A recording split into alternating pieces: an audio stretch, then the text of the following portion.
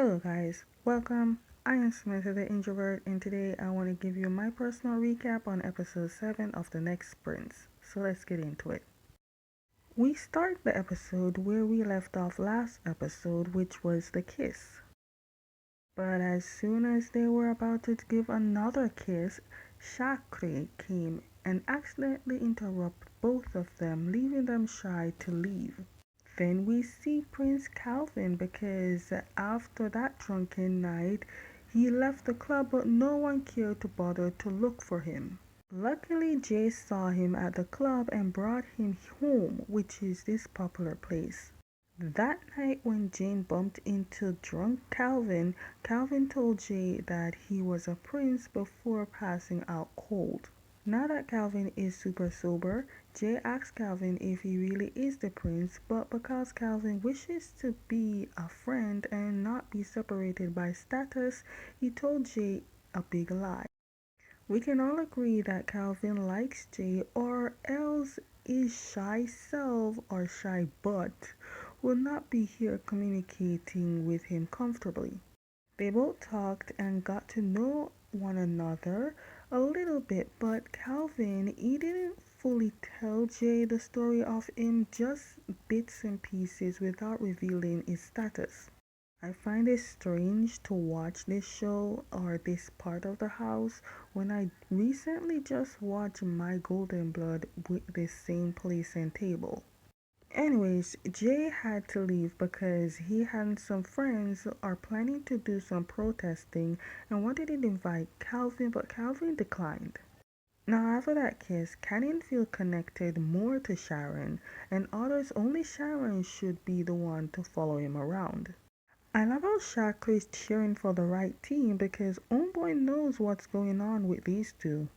After going into the room, Canyon wasted no time to try to get intimate, but Sharon is letting Canyon know this is not Prince-like. I mean, the actions, not the kiss. Sharon wants the kiss, but wishes not to get caught.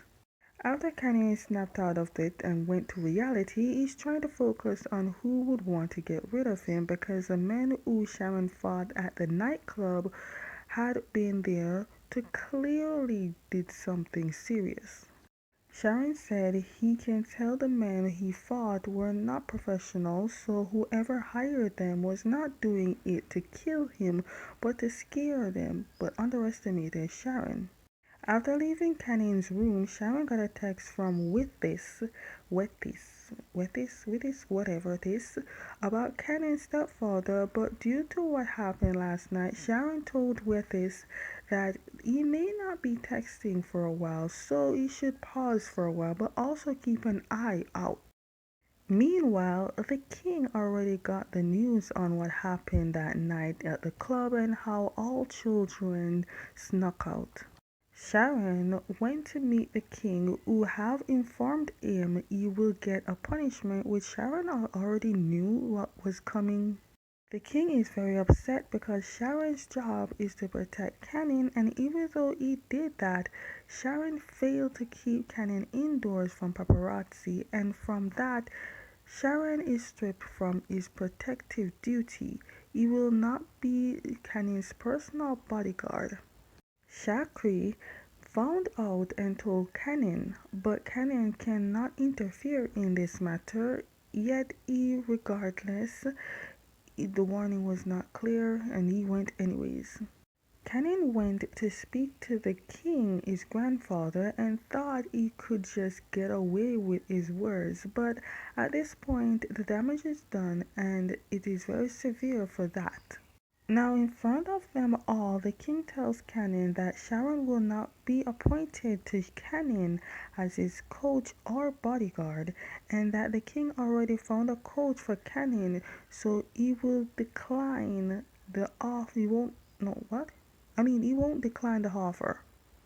Elsewhere, Ramel's father heard of this matter and was told that Cannon is what he was going through, but demanded for his servant to find a person to infiltrate the palace to get rid of Cannon, so this competition can be going on straight so he can actually win the competition.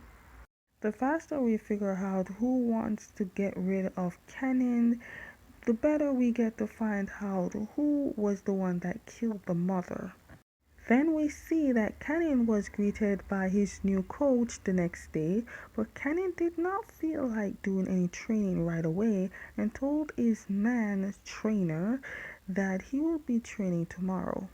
At tea time, Cannon wanted to know where Sharon is, so he asked Shakri to find out, but even Shakri doesn't know. The father came to check on Cannon, mostly chit-chat and to check on him. We then saw Princess Ava and her father, who, frustrated because he found out about what she did at the nightclub but made a remark to her, made it seem that the father wanted a son than wanted a daughter, and Ava made that clear to him and walked away. Now, to be honest, if it wasn't for Cannon's bold speech, Ava would have never been able to go into the competition, and you would not have one ear to represent you.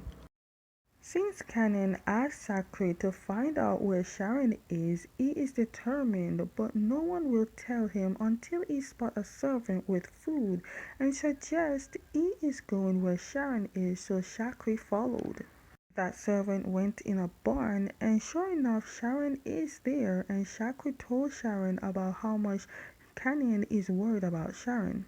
So, because for now Sharon cannot be close to Cannon, Sharon told Shakri to tell Cannon to be more careful of this new coach because it is suspicious of a coach to be free to train unless he is up to something. At the training, Shakri really is keeping close eye on this trainer, but the trainer is very strict on his teachings. Then in came the archery training. Again, the trainer is very strict and he keeps pushing Cannon to a limit that Cannon cannot go. When Cannon sees that he can't go further and decided to rest with the guide of Shakri, the coach got upset and roughly approached Cannon, but quickly realized his actions and was told to know his place by Cannon. Ava is also on her A game, but was noticed by the trainer that she is pushing herself too much and she should rest. Later, Cannon and Shakri went to a different location and Cannon revealed this spot is where Sharon goes past when he works out, so he wants Sharon to see him train. The coach came and added Cannon a bow, but due to not trusting him, Cannon asked for the one that he was using, which he was using a different bow. So, as things were going okay, the coach had a devious look as if he had a plan. And as suspected, Sharon was doing his morning run and saw Cannon training and stopped to watch.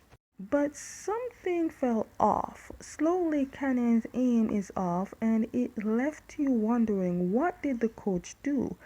And I thought at first it was the bow, but I remember they changed the bow. So clearly it's the ruffles on the arrow. Well, whatever that coach did, he did it and caused Cannon to faint. Luckily Sharon was there, but shockingly the coach disappeared like abracadabra. Hocus Pocus could never. Whatever that coach did, it got Cannon out for some days. When the grandfather came and saw Cannon, he blames himself because he was the one who got the coach but failed to look into the man.